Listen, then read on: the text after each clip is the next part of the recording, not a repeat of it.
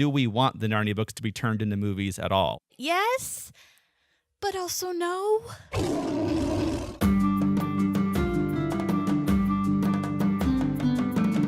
Hello, everyone. Welcome back to Talking Beasts, an NarniaWeb.com podcast. I'm Glumpuddle. I'm Mel. I'm Dot.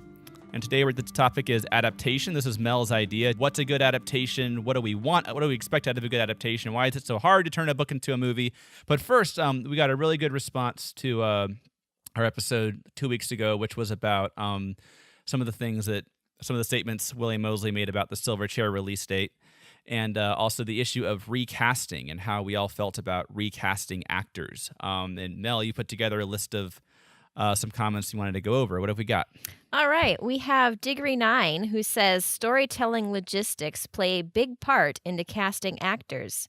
He'd like to see some teenagers or actors in their mid-20s. That kind of shows that Narnia isn't a place for kids, but adults and young adults, too.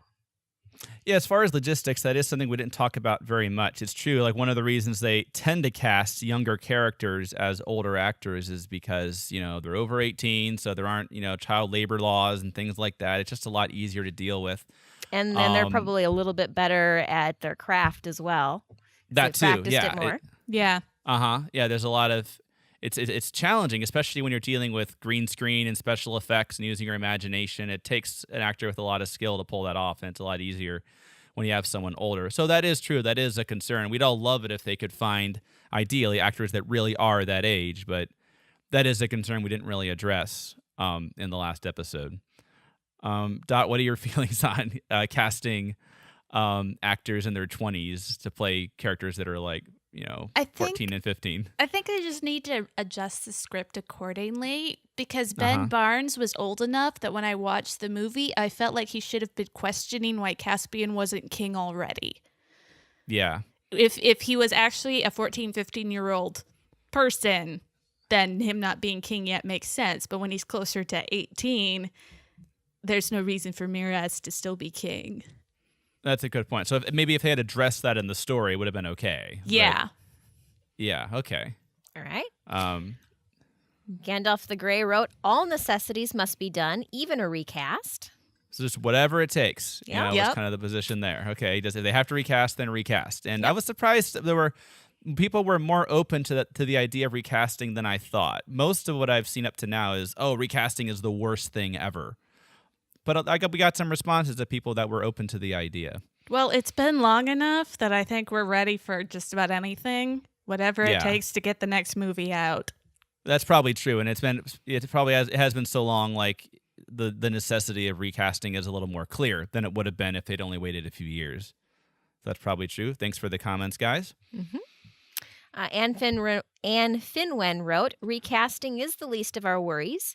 Even with the actors we didn't care for, the cast wasn't one of the real weak points. Whatever it takes to make a good adaptation, that's what they need to do. Yeah, so that is true. Like obviously the last episode was about recasting the actors. But yeah, obviously, even if you cast the best actor, there's a lot more that goes into a great adaptation and making a great character than just casting the right person. Yeah. Right. And the other thing we talked about was which movie should follow Silverchair, and it looked like the fan favorite was Horse and His Boy. Narnia Fan 7 suggests, I think it could work fine if they approach it strictly a marketing sense, kind of like Rogue One. For the most part, standalone story within a series and featuring characters from the previous film in minor roles. You did see Rogue One, right, Dot? Yes. All right, so what do you think of that? From the sense in marketing, comparing it to Rogue One, I think that could work and that it's a prequel with some familiarity in the setting, but we don't necessarily know the people who are the main characters. Mm-hmm. I could see it working, but it would take some doing because that's not quite common with like book adaptations. Yeah, and I would say like Rogue One came along when, okay, we've made 7 Star Wars movies. Let's think of something different we can do. When Star Wars is just everywhere. And also the idea of like Star Wars has this vast appeal. Yeah. It's so well known. It has instant brand recognition. So even a small little side story of Star Wars can still appeal to a lot of people. Can Chronicles of Narnia have that same impact on a mass scale? I don't know. Well, and the other thing is that with Horse and His Boy, there's only one of those. Like Rogue One is setting it up for they're going to do more in that style. Right. So, yeah. Right. It is an interesting idea, though. Thank you so much for the comments, everybody. Keep them coming. But today's topic is adaptation in general. What does it take to turn a book into a movie, basically? And we're going to get later in the episode, we'll get into more specifics of what is so different about why are books and movies so different and why are changes sometimes necessary? How do we feel about them? But like I said, let's not just assume that the Chronicles of Narnia should be movies at all. And Dot is smiling at me. Well, Dot, I'll just go ahead and throw it out there. Do you think the Chronicles of Narnia should be turned into movies? Is this really a good idea? Why or why not? I just can't make up my mind is the problem. Yes, I love these stories. Yes, I want to see them visually, but they're kind of challenging to adapt into appealing films. They're not the typical thing you see in all these big budget blockbuster things. Do I want to see it? Yes, but also no. So what was your first reaction when you heard they were going to make The Lion, the Witch, and the Wardrobe into a movie? Oh, I was very excited. Very, very excited. Mm-hmm. I was also very excited. I was maybe a little bit more naive then, and I didn't realize, how much could go wrong. But The Lion, the Witch, overall, did you like The Lion, the Witch, and the Wardrobe movie? Overall, yes, I liked Lion, the Witch, and the Wardrobe. Okay, I was pleased. Just to clarify that, yeah. I'd like him to keep trying. I want to see my ideal Narnia movie made sometime. So, yeah, I want him to keep trying. So as long as they do it exactly like what's in your head, then they should make a Narnia movie. Okay. Yes, of course. Now that said, we'll get into changes as far as when something is changed, when it's not exactly like the book, that gets into more. I think what you're talking about, Dot, is it's cool to see. That's the positive aspect of having to change something for a movie. It's cool to see a new version of it. Yeah. At the same time, but I think C.S. Lewis got it right the first time, and why are they changing it? Anyway, we'll dive into that. I see around the forum sometimes this idea that I'll criticize something about the movies or whatever, and they'll say, well, it's better than getting no movie at all.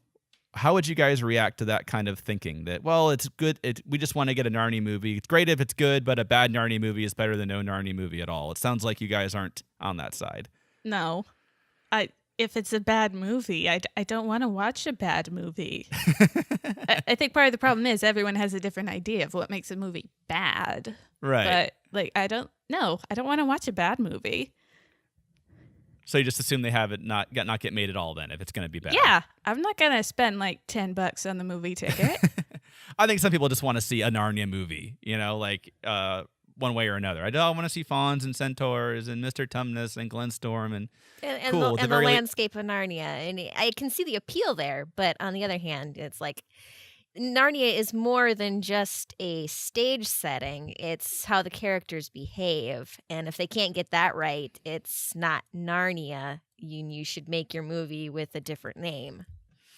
Exactly. And for me, it's the books are the books. They're not incomplete. They don't need adaptations. They are what they are. They're perfect the way they are. But if someone's gonna make a good movie adaptation of it, no objection. That'd be awesome. But it's not like they have to make it. That the books are missing something if they don't get made into movies. So yeah, do I want the Narnia books to be turned into movies? Yes, if they're good. And I would say now in the year 2017, I would like to see more fantasy movies that aren't cynical about fairy tales and right and wrong, old-fashioned ideals and morals. I think that a lot of modern fantasy, as an example, like even the Marvel movies, there's just, I think, a cynicism. They have to kind of wink at the camera and say, hey, just so you know, we're not taking all this right and wrong stuff, and standing up for what's right, truth, justice, the American way. We're having fun here. Just go with it. And for me, the appeal of the Chronicles of Narnia, more than anything else, is that I'm kind of a cynical person by nature, by default, and I can't be cynical when I'm reading Chronicles of Narnia. And so, never mind Narnia, I would just love to see movies that aren't cynical about right and wrong that way, and kind of aren't afraid to be kind of simple in their approach to that. So I would just love to see that movie, and sure, why not do it out of Narnia? Why not? But I think there's a void here as far as movies that I would love to see somebody fill. So we've talked a bit about what we don't want, I think, out of the Narnia movies, but what do you want? Just generally speaking, when you go see a Chronicles of Narnia movie, okay, Dot, the lights have gone down, the movie's about to start, you just paid $10 to $15, maybe 20 or 25 if you saw it in IMAX. What are you hoping to see as a fan? I just want to experience a good story. Narnia is a good story. Even if the movie turns out different from the book, if it's still a good story, I'm going to have fun. Okay, so then you're not exactly looking for, oh, I read the book, now I just want to see the book. Well, that would be nice, but... But the main thing is, the book was a good, like, there was a good story in the book. Well, I'm assuming this will be a good story as well in the movie. That's the reason for the excitement. Okay. Yeah, I do fall somewhere on the they better not change that, because that's what I want to see. I want to have the emotional experience of, participating in some particular scene. And I guess my favorite example of this is Two Towers, is where they're going along and they're recreating Faramir's dialogue. And you're like, yes, yes, yes. And then they go and they do a 180 and it's totally different from the book. And that's not what I want to see. I want to keep that feeling of excitement and whatnot. Okay, so it just sounds like Dot is more, oh, I just want to see a good movie, even if it's different from the book. And I think, Mel, you're more of the perspective of, for you, the enjoyment is seeing the book come to life. Yeah, and it's one of those, I don't expect it to be word for word, but I do expect it to kind of recreate the emotional arc that you experience reading the book. I can see that. Yeah, I definitely think most people would agree with you there. And we'll get into tones and themes later. As far as most of us would agree that even if they change literal things, it's more important to get the general feeling, the tone, the themes, the emotional experience of the book, to translate that to film one way or another. We can get into some of that. The three Walden films, we talked about, is it, we only want a Narnia movie if it's good, basically. We all kind of agreed with that. So obviously the three Walden movies aren't perfect, but overall, are they worthwhile, would you say? Starting with you, Mel, are you glad, Lion, the Witch, and the Wardrobe, Prince Caspian, Dawn Treader, overall, are you glad that they exist? Yeah. They set a bar, and some of them set the bar higher than others. Mm-hmm. So, yeah, and I think they are making a difference in how people see Narnia, and I think that it's showing up in the fan art, it's showing up in the stage adaptations. So people are looking to the movies as a visual representation of the story. Yeah, that's when we get into, do we want the movies to exist? One of the reasons I think I was phrasing it that way was, this is bigger than us. This is how a lot of people, for better or worse, this is going to be their only exposure to Narnia. Maybe their only exposure to anything by C.S. Lewis. So it better somewhat, that for me, that raises the bar as far as the level of quality that I think they have to hit just as a movie, and then accurately represent the themes and the ideas in the book. Right. So as far as, that's kind of what I was secretly getting at with, are you okay with the fact that there's a lot of people where this is their only Narnia they're ever going to see? I mean, NarniaWebber exists. So that's true. That's true. Would it exist if the movies had never been made? I don't know. Probably not. So I'll grant you that at least one. is a good thing. Okay. So apart from, we wouldn't be here in the first place if not for the movies. Apart from that, are you okay with the Walden Narnia films existing? Yeah. It's a reluctant yes, but it's a yes. Yeah. Are you? I mean, I would agree it's a reluctant yes, just because I would say that I have to break it apart a little bit. Wardrobe and Caspian, I think they're okay movies, okay adaptations in different ways. Dawn Treader, no. In my personal opinion, Dawn Treader is not a good movie, and it's a terrible adaptation, and it's I don't like seeing C.S. Lewis's name in the credits. So for me, like Wardrobe and Caspian, even though not perfect, glad it's worthwhile that it exists. But Dawn Treader, I wish it didn't exist. I know there's some listeners that like Dawn Treader. Thank you for listening. That's fine. I just agree to disagree on that one. We're going to continue this discussion, but first, here's your C.S. Lewis Minute.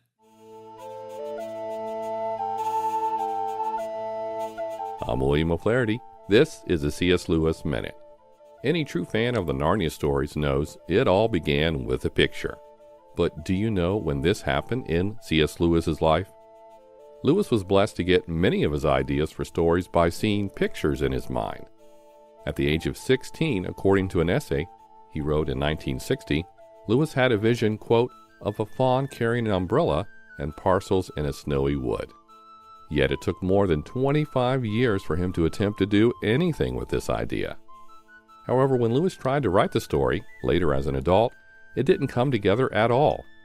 Finally, in 1948, almost 10 years after his failed attempt, he was back to writing it, and within 12 months, The Lion, the Witch, and the Wardrobe was ready for the publisher. William O'Flaherty is the author of C.S. Lewis Goes to Hell and the creator of EssentialCSLewis.com. That's going to be a regular feature on the show. All right, so adaptation means making something more suited for new conditions, basically. The definition is something like that. So that usually means making changes. Now, generally speaking, just trying to get into the heart of what's your adaptation philosophy. How do you feel about, maybe it's a little weird asking, how do you feel about changes? I'm sure the answer is the honest answer is probably, well, it depends on the change. Right. But yeah, just generally speaking, how do you feel about changes as far as what kinds of changes can you come up with a generalization for what kind of changes are acceptable and where have they crossed the line? If it makes the movie better, because like with Hunger Games in the books, the point of view is very restricted, but the movies were able to expand that a bit more and make the world bigger, and I thought that helped the story a lot. That's a good change. Okay, so for you, if it makes the movie better, you're probably going to say that's a good change in most cases. Okay. Oh boy, it's one of those, I take them on a case by case basis, and I'm not sure. If you want, I'm not if sure you I've want to developed a generalization on adaptation yet. you could just give a specific example if you want of something you didn't like and why. Well, let's see. I didn't like the waterfall scene in Lion, the Witch, and the Wardrobe. I thought it was a little bit too much forced. The melting river, you mean, where they're crossing and okay. It was too much of a cheap thrill, and it's like, no, you skipped over the genuine scare a little bit with the witch instead of Father Christmas, or Father Christmas instead of the witch, and you tried to drown Lucy instead, and it's like, okay, why did you do that? That didn't further the movie for me, so that would be a bad change. Yeah, because in the book, it's more about it's more quiet. It's more the suspense of we're hiding. Is the witch going to find us? Yeah. And in the movie, it's, we got to get away. Here come the wolves. Here comes the waterfall. Blah, blah, blah. The very gangster wolves. Right, that's true. That just feels like a different thing. That actually reminds me a lot of, if you go to the general movie discussion thread, of which Dot is the moderator, I made a thread called Adaptation, Where is the Line? And there's a great quote from C.S. Lewis where he just seems so relatable to me as a NarniaWebber, where he's talking about the time he went to see an adaptation of a movie or an adaptation of a book that he wasn't happy with. It was a film adaptation of King Solomon's Mines, and basically where in the book it's sort of slow and suspenseful and it's quiet, and in the movie they added all these action scenes, and that it just felt like I was reading a NarniaWeb post, and I'm reading that. That's from his 1947 essay on stories, and he concludes by essentially saying, okay, the filmmaker has every right to make the best movie they can, acknowledges the need to make changes, but then he felt, but this one crossed the line. What's the point of making this book in the first place if the only way to adapt it to film is to ruin it? So I'm kind of somewhere in the middle there. On one hand, I understand. The number one thing for me is make a good movie. Right. If you make a perfect word-for-word recreation of the book, you just try to match every page as closely as you can. Perfect recreation of the book, but it's not a good movie. Well, how could you call that a good adaptation? You Right. took a great book and you turned it into a bad movie. I don't care how much the dialogue matches. That's not a good adaptation, right? I remember kind of a lot of the Harry Potter movies. I remember walking out of those. I was really kind of fuzzy on the book and I remember a lot of it. And I'd say, someone asked me, what'd you think of it? Well, this part confused me. Why did this character do this? I didn't understand this part. This plot part was confusing. And they would usually kind of laugh and go, oh, well, that part's explained in the book. But as if that settled the matter. But it's like, okay, so what you're saying is in the book, it made sense. In the movie, it's confusing. That's not good adaptation. No. Yeah. A movie should tell a complete story. You shouldn't have to rely on extra movie material to make sense Homework. of it. So Right. And the book stands alone, therefore the movie should stand alone too. Yes, it should tell a complete story, and you should walk out of there and understand what was going on, even if you haven't read the book. Exactly, and never will read the book. Yes. Any more specific changes just to highlight a few examples, specific changes in the Walden Narnia films we didn't like? You mentioned the melting river, Mel. How about you, Dot? What comes to mind when I say, hey, what's a change in the 3 Narnia movies that really irked you a lot, that really bothered you? The green mist. Okay. Well, it's just Too easy. It wasn't even a good villain. I can understand why they wanted to add a villain. Having an antagonist and end of the world battle, blah, blah, blah, is pretty traditional. That's what people expect to see. But it was more like a space amoeba than an actual villain. A space amoeba. It was Maybe like, they should have just done a space amoeba. Maybe that would have been better. it might have made more sense. But like, Someone's we gonna don't steal know. that idea. Make that movie. Space amoeba. The Chronicles of don't know. Narnia. Space amoeba. Yep. We don't know why it did what it did. We don't know how it existed, why it existed. What even was it? How did it work? Why did it eat people? It didn't even eat the people. It just kind of held them, and then they were regurgitated, and they were all right at the end of the movie, and that didn't make It any just sense. did a thing. Exactly. Like, what was the point of any of it? You see, I think it's interesting. You guys, your reactions to your primary reason you guys didn't like it is it doesn't work in the movie itself. Yeah. Like, never mind the book for a second. Just in the context of the movie itself, it's not a good villain. It's not a good antagonist. Totally agree with that. And on top of that, as if it's not bad enough, I think it's completely contrary to the book. I think the book is it's not about trying to save the world. It's about discovery. It's about sailing into the unknown. In fact, there's even a part of the book where Reepicheep says, so far as I know, we didn't set out on this quest to find anything useful, but to seek honor and adventure. Right. So I feel like once you add a reason for the voyage, like, we have to find these 7 swords and we have to defeat this green mist, I think it waters down what makes the book magical in the first place. Exactly. So that's something where if they had come up with a good villain, a good save the world kind of plot that actually did work in the movie, I would have been 50-50 on it. I would have said, okay, this is good for the movie. I can't fault them for making a good movie, but this is not the book. This is fundamentally a different story. Exactly. That's where I think they've crossed the line Lewis is talking about in that thing I quoted from On Stories, where it's just change the character names and do something else with it. Why are we trying to adapt? Why are you calling it The Voyage of the Dawn Treader? Yeah. Because it'll make people come and see it. Maybe. Exactly. Money, and it's funny what you said, Dot. They're trying to make it a more traditional approach of having the bad guy at the end.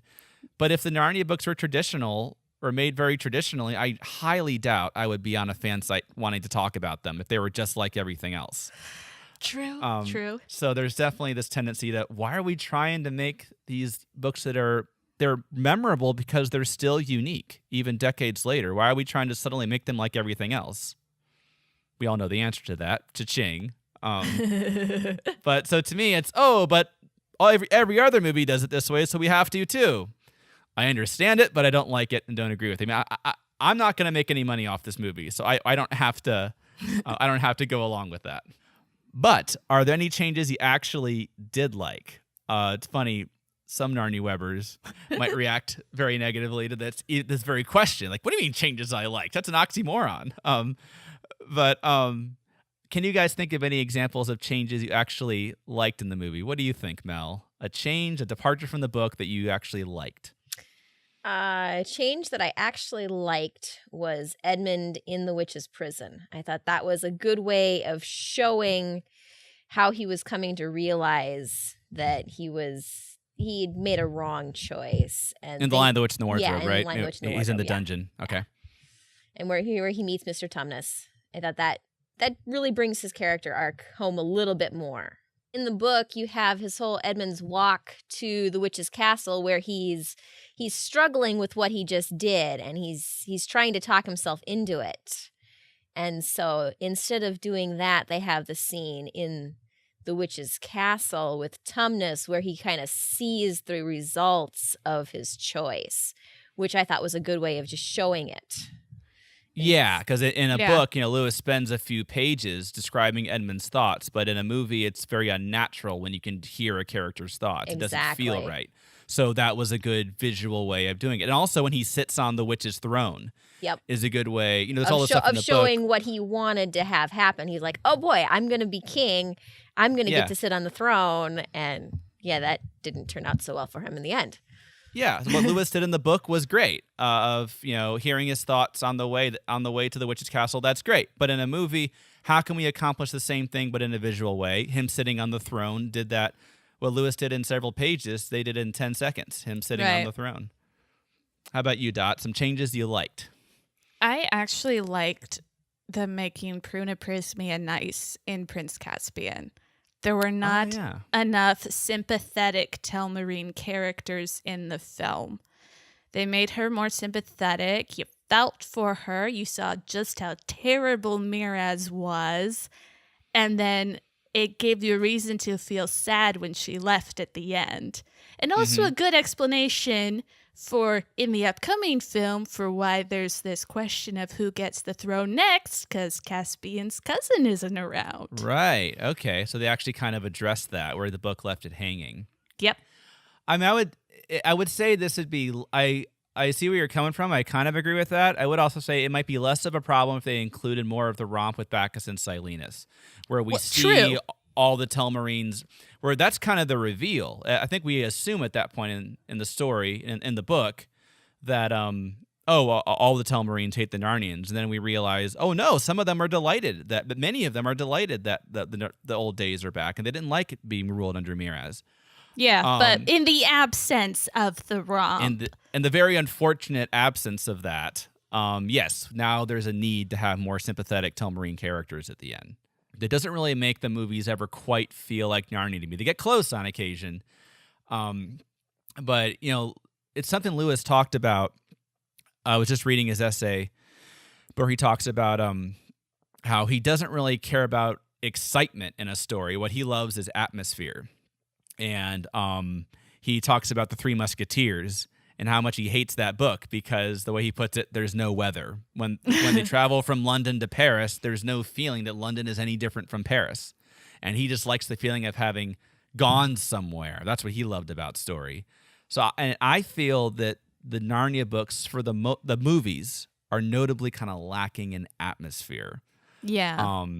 How do you guys feel about just the overall tone and feel? You can break them down if you need to by movie, but how do you guys feel about the overall feel of the first three Narnia films? Well, they're very colorful, which I think visually is good. They went with a kind of a medieval manuscript type feel, which I think is actually what Lewis was going for in a lot of his Narnia stuff, which visually is good. I think the overall effect, though, was still rather generic. It could have been it could have been any fantasy country and not Narnia. Doesn't quite have a distinct visual identity, does it? Well, No. but it does. I mean, because it looks very unusual. I mean, the rounded rocks in New Zealand that they use, the natural land bridge in Czechoslovakia where Mr. Tumnus's house is. They picked some gorgeous landscape. But they still managed to get a very generic fantasy feel, which I'm not sure how they pulled that off or where it went wrong, because it is gorgeous. It didn't feel alive. In Narnia, the trees walk and talk. The water has spirits that live in it. Yeah. You get a tracking shot through the forest in the movies, and it's just a forest. Yeah. Uh-huh. Okay. And I'm not sure how you would fix that, But it's. I think that just as I hate comparing Narnia to Lord of the Rings all the time, but I think Peter Jackson didn't just film New Zealand. I think he found ways to bring it to life. I think a lot of it is in the filming and the lighting, the music, and when you choose to cut things away. There's very kind of subconscious ways you can make a landscape feel like a character. yeah. And I think Andrew, The Lion of the Witch and the Wardrobe was his first live action film. It might be he just didn't have the skills to pull that off. So I think it does kind of lack it. But even just the overall feel, the overall emotion, I hate complaining about nothing but complaining about the movies. But I guess it's just something positive. I think the scene in Prince Caspian where they first find Aslan's How and they see themselves carved on the walls and they light the fire and it reveals the stone table and there's such a sense of history. Oh, I love the feel of that scene. It's so magical, and I think that really does capture the feeling of Narnia and the feeling of history, the sadness of what has been lost. Right. But there's other scenes like the beavers, the dinner table scene where he's describing who Aslan is, and in the movie or in the book, you almost imagine them almost talking in whispers about, but Aslan, who's he? Well, don't you know he's the king and the prophecy and all that. In the movie, it's largely played for laughs, and it doesn't quite have the same magic and reverence and mystery you get in the book. But so that's where I think that the overall feel, the tone it's kind of a mixed bag for me in the movies so far. I hope in the Silver Chair they do a better job on that and really give Narnia a distinct atmosphere and really feel like you've gone somewhere else. With the Silver Chair, I really want to feel the sense of despair early on, and then the hope afterwards. Basically, I want them to deliver on that.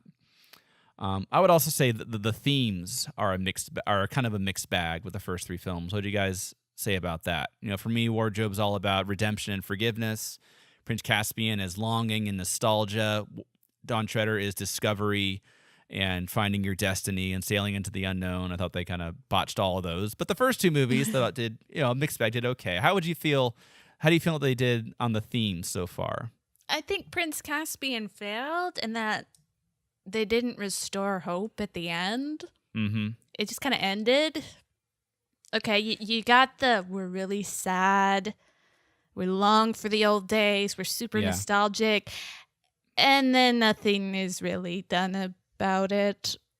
Right. Like they have a military victory at the end, but that's they it. don't really, yeah.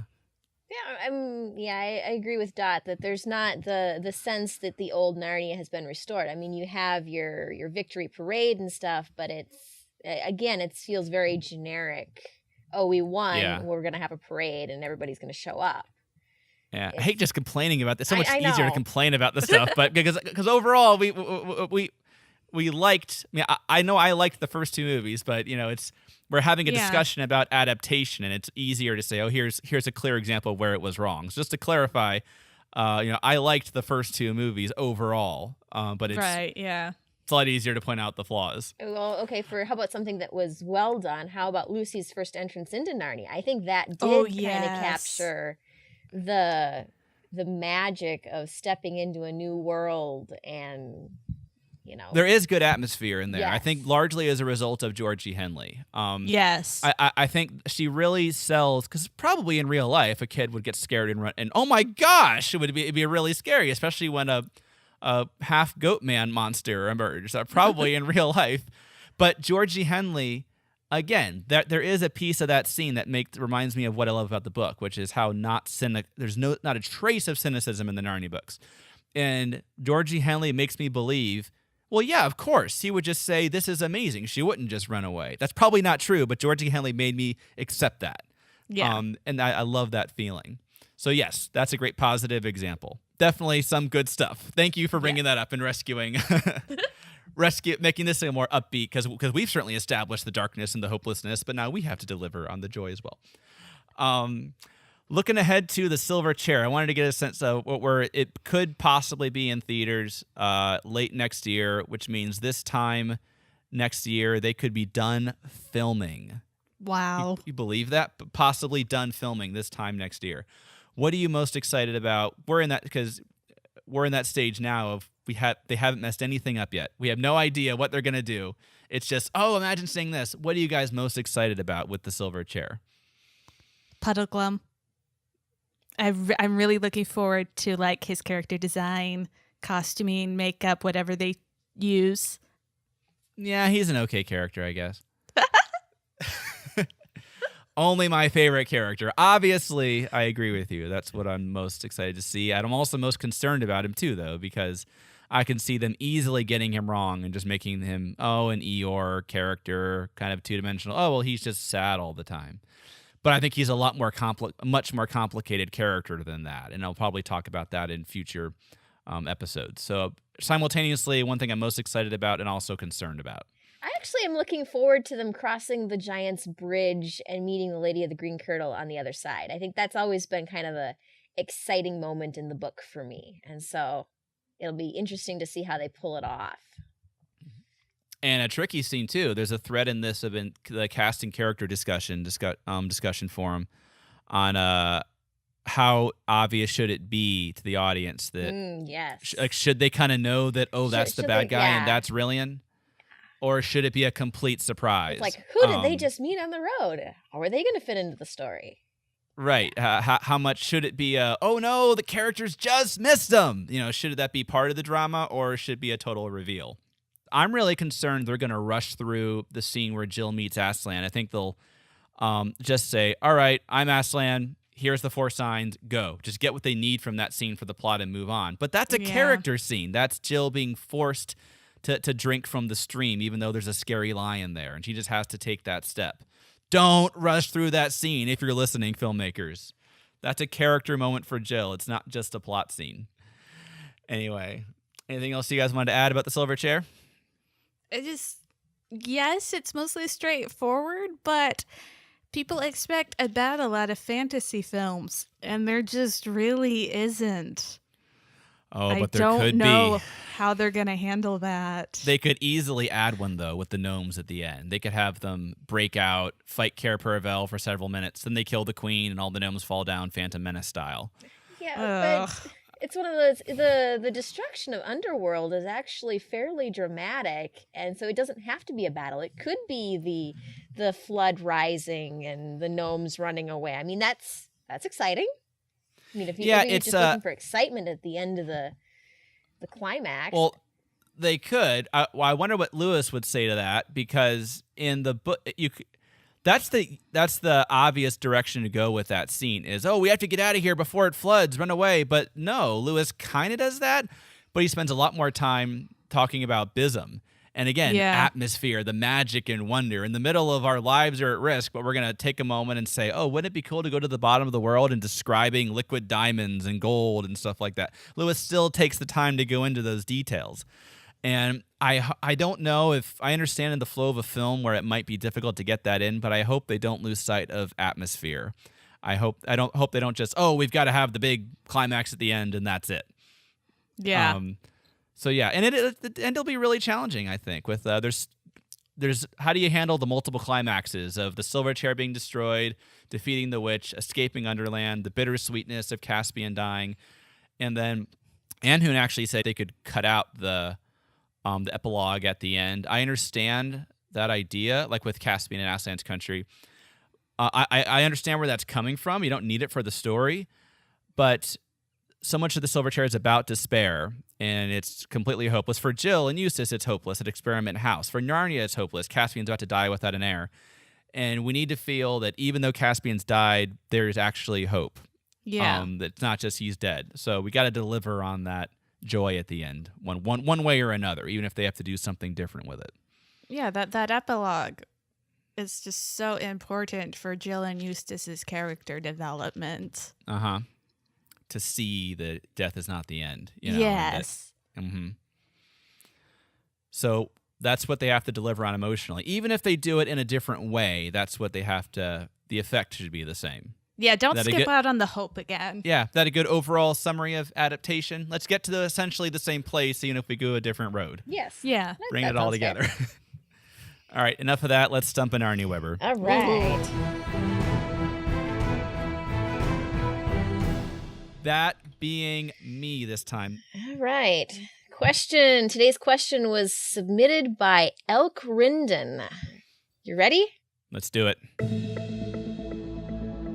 Can you name the 9 fawns present on the dancing lawn in Prince Caspian? Oh, come on. Come on now. Okay. I mean, yeah, I did. I guess I did ask you to speak horse 2 weeks ago. The 9 fawns on the dancing lawn. As a matter of fact, I can. All right. No, I can't actually. I just wanted to have that moment of you guys looking surprised. So I'm definitely gonna have to blow Queen Susan's horn here. Get some help. So I'm thinking multiple choice would probably not be very helpful. So I am going to look it up in the book. Give me a second to grab my copy of Prince Caspian. Okay. All right. I have 30 seconds to look this up in the book. Just let me know when my time starts. And then if, Mel, you just Dot, just give me some updates every now and then on my time. Okay. Ready? Yep. And go. Okay. The Dancing Lawn chapter. The people that lived in hiding is, I think, where it is. People that lived in hiding. The fawns. 15 seconds. Dozens of fawns. All right. I think I've got it. Mentius, Obentius, Dumnus, Volans, Valtinus, Gerbius, Nimienus, Nasus, and Oskins. Yes. You got him. All right. Okay. I mean, I can't complain because I asked you to speak horse 2 weeks ago, so I'll take it, and I will accept my 1 point. Yes. Well, with 1 point, you are our reigning trivia champion. I'm now in the lead. Okay, by 1 point. And in 2 weeks from now, I don't know. I don't think I've told her this yet, but in 2 weeks from now, Twigs is going to be our contestant. So if you if you think you can stump Patter Twigs' pal herself. You can, once again, submit trivia questions to podcast@NarniaWebber.com. Just keep Stump in the subject. Don't include the answer, but please include the source. Thanks so much for listening, everyone. We're going to be back here on Monday, May 1st. We'll be kicking off our Silver Chair reading group. Please post a comment below our post in the NarniaWebber.com discussion forum. NarniaWeb is also on Facebook and Twitter. Until next time. Further up and further in.